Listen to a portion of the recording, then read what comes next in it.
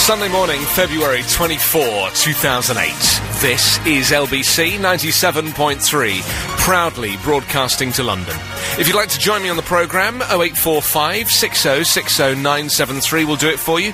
That's 0845 60 60 973. Talk this morning on open relationships. Is it just about sex, or can you genuinely love several people at once? And if everyone knows where they stand, does it really matter? What happens when one half of the relationship decides that they want something more, or if indeed it's just not working for them? Your experience, please, or indeed just your opinion would be splendid on the usual number. And we're also asking if you would use February 29th as the opportunity to propose. That's if you're a gal and you have got a geezer indoors who hasn't done it yet, and you think you want to take the initiative. Because of an old English law, February 29th has got no legal status. And English people believe that if the day was ignored, so too could their traditions be ignored. So, traditionally, the male proposal was turned on its head, allowing women to take the reins. Now, obviously, in this contemporary society, it doesn't quite have the same meaning, but just for a laugh, maybe you want to take advantage of an old tradition. And in fact, in 13th century Scotland, a law was passed stating that should any man turn down a female proposal, he must pay a fine. If you want to text me on this, 84850 is the number. That's 84850. And you can email anthony@lbc.co.uk. Alex, good morning. Hello, Sugar Plum. Long time no hear. I know, but I've been listening, but working my little... Where the hell have you been? I genuinely have, on several occasions since we last spoke, which is probably 6 months ago. No, it isn't. No, it must be. No. Well, what? I don't accept that. How long, then, would you say? Maybe 3 or 4. Okay, well, same thing. No, it isn't. It is, because I don't know. I have no concept of time at all. No, do you know what mathematics is? Mathematics, no. No, I don't know. Neither, really. But it's quite different from 6, I'm sure. Well, considering that, I speak to a few people, I can assure you that you have been sorely missed from the lineup. Wicked. So, how's your missus, by the way? She's super fantastic. And the child? Oh, lovely. Just amazing. I bought a camcorder in the new year because I saw one for half price. Yeah. I just went, wallop, I've got to have that. Wallop, yeah. Yeah, it's got to be done, hasn't it? So, have you been doing like a video diary of your your baby? It will be on YouTube. There's somebody that I've fallen slightly in love with on YouTube. Really? Yeah, it's called Rafe the Butler. Oh, really? Who's that? Like you don't know. No idea what you're talking about. No, of course not. There's someone else as well. I want to say hello to Chocky965. She's brilliant. Okay. Yeah, it's getting a little bit geeky now, isn't it? It's getting really geeky. I'm confused. So listen, Alex,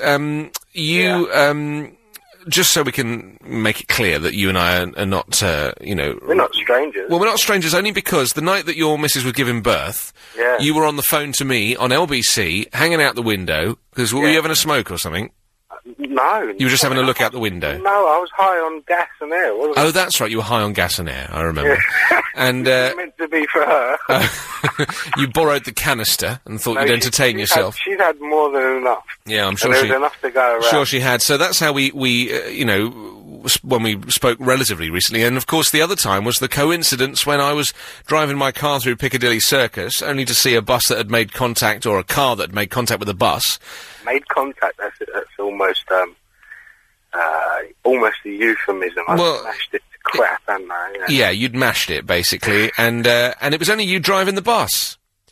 So, I'm not apportioning blame at all, you understand. I'm just saying that I happened to be on my way to a party in, where was I going? I was going to a bar in, Argyle Street or something like that, and, Darblay Street, that's where I was going, and the traffic was dire, and it was all your fault. It wasn't my fault. The traffic was your fault, not the accident. Whatever that lunatic in the Peugeot. He was a bit of a go faster stripes kind of boy racer, wasn't he? He'd been through Halfords with a chav magnet. Clearly, yeah. He kind of souped up everything he could get. Anyway, that's not going to court now. It looks like he pleaded guilty, so it doesn't need to. Yeah, well, you got him hook, line and sinker. Well, of course.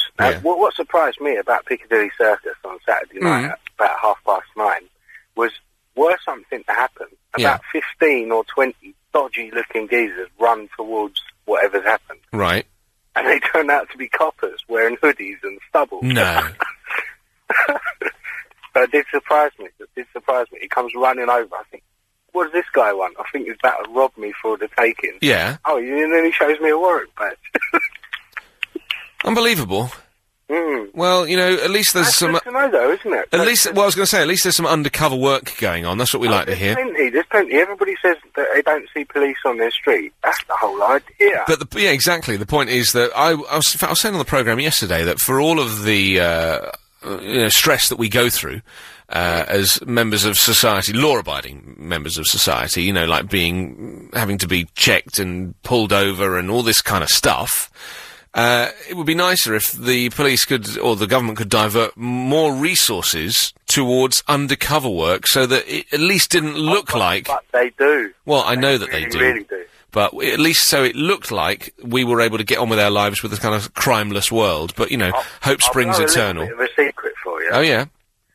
I won't tell you how I know, but an awful lot of the time what the police do if they're trying to use surveillance cars is, I know for a fact that somewhere south of the river they've got quite a lot of black taxis.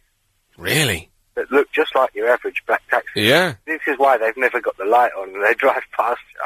Is quite a lot of them are off-duty police. That's interesting. Not or on-duty police. Or indeed the Duke of Edinburgh. Because he famously it could be either. drove around in a cab. I don't think he does it anymore. If you're being followed around town by a black cab with the light off, yeah. I mean, you're not going to blink, are you? No, of course not. not. Outside your house reading a newspaper, Yeah. you're not going to blink. And he's on surveillance. Very clever. Very clever. You learn something new every day. I know. Let me tell you something else that I find preposterous. Go on. May I? It's your show. I'm just living in it. You know Magnum PI? You bet I do. Tom Selleck. Right. What was his job then? He was a private investigator. Exactly. So what is his modus operandi? Ferrari. Exactly. He's meant to be inconspicuous. Amazing if I got any work, isn't it? Yeah, you're right. But, arguably that was, fiction. Was it Hargreaves was his boss? I've got no idea. The little guy, Hargreaves. I think it was Hargreaves. I just thought it was amazing. He's meant to be inconspicuous. Yeah, I think it was that handlebar moustache that gave him away. Wearing a medallion. Maybe more of our private investigators, or not even private investigators, but CID officers should go around in Ferraris with medallions and a handlebar moustache. I think it would do a huge amount for crime. Nobody would want to commit a crime because of the embarrassment of being arrested. Yeah, where do I sign? No, I opt out immediately. Okay. Listen, it's great to catch up.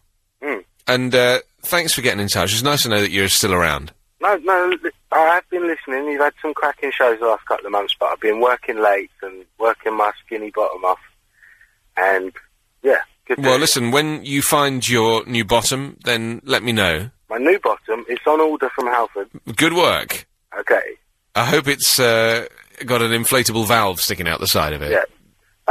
Again, love to Chucky and everyone. Yeah, you and your right. geeky friends, blimey. Geeky. Just get some friends with proper names, like Bob or John, All right, then. There you, that's more like it, okay. Yeah.